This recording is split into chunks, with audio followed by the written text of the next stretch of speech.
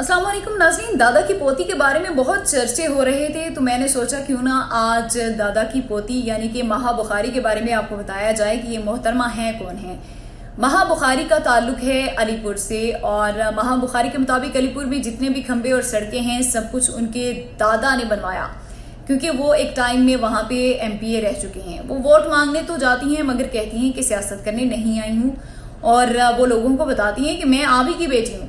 आपको बताती चलूं कि बुखारी ग्रुप एक अरसे से बरसरे इक़्तिदार है। अगर इसको जागीरदाराना निज़ाम सियासत कहा जाए तो ये गलत नहीं होगा। अब दादा की पोती से सवाल यह है कि अगर आप सियासत नहीं कर रही हैं तो इन सादा और कच्चे मकानों में रहने वालों की जिंदगियां क्यों नहीं बदली, इनमें शऊर क्यों नहीं पैदा किया गया और अलीपुर में तरक्की क्यों नहीं हुई, अलीपुर के बच्चे आग की तरह बाहर क्यों नहीं जाके पढ़ते।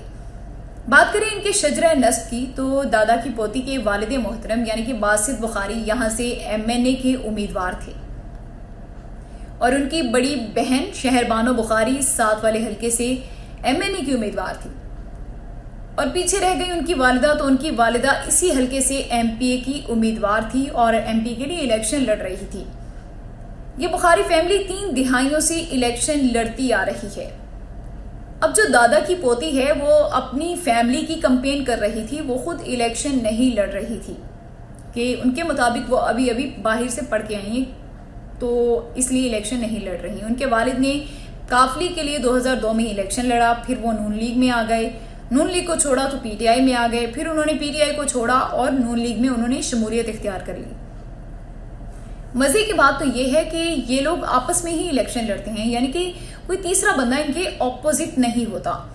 माँ बेटा एक दूसरे के मुखालिफ हैं, चचा भतीजा एक दूसरे के मुखालिफ हैं, भाई भाई एक दूसरे के मुखालिफ इलेक्शन लड़ते हैं, यानी कि घर के बाद घर ही रह जाए, जीते कोई भी, इनकी सियासत इनके घर में ही रहे। ये इनकी जागीरदाराना सियासत है। तो बाहर से पढ़कर आते हैं, लग्जरी लाइफ जीते हैं, लेकिन इन मासूम लोगों का इस्तेमाल करते हैं और स्पेशली इन वोट के दिनों में, इलेक्शंस के दिनों में जितना इन्होंने इन लोगों का इस्तेमाल किया आपकी सोच है। दादा की पोती की एक वीडियो वायरल हुई जहां वो अलीपुर के मासूम से लोगों के दरमियान बैठी होती हैं, कच्चा सा इलाका होता है और बहुत मासूम से लोग दिखाई दिए और कहती है मेरे दादा की वसीयत थी कि मैं अलीपुर से ही इलेक्शन लड़ूं और तुम कभी नहीं हारोगी, वहां सब मेरे अपने हैं, मेरे भाई हैं, वो तुम्हें जरूर जितवाएंगे। ये एक तरीका है इनका वोट हासिल करने का और वो इशारे कर करके बोलती हैं कि आप भी मेरे दादा ही हैं, आप मेरे दादा के दोस्त थे तो मेरे दादा हुए, आप मेरे भाई हैं, मेरे बाप की तरह हैं। और ये एक तरीका है। इसी तरह से अगर आप तेज नहीं हैं, आपको बात नहीं करनी आती तो आप कैसे इलेक्शन करेंगे, सियासत करेंगे। उन्होंने कोशिश तो की, लेकिन जब 1-2 पोलिंग स्टेशन से रिजल्ट आया तो शहरबानो बुखारी आगे थी और वो 1500 वोटों के साथ आगे थी और उनके मद्दे मुकाबिल जो थे मुअज़्ज़म अली खान, उन्हें 1200 वोट ही मिले थे। तो इंतजार किए बगैर जनाब जश्न मनाया गया, लेकिन जैसे जैसे पोलिंग स्टेशन के रिजल्ट आए तो मुअज़्ज़म आगे निकल गए और 50 से 55 की लीड से दादा की पोतियां बुरी तरह से हार गई और मुअज़्ज़म जो थे वो जीत गए। इलेक्शन डे तक दादा की पोती सोशल मीडिया की जीनत बन चुकी थी और इलेक्शन से पहले ही उनकी कुछ वीडियोस बहुत वायरल हो रही थी और लोग जानने की कोशिश कर रहे थे कि ये मोहतरमा है कौन। रिजल्ट आने के बाद भी पूरा पाकिस्तान इस इंतजार में था कि दादा की पोती का क्या बना।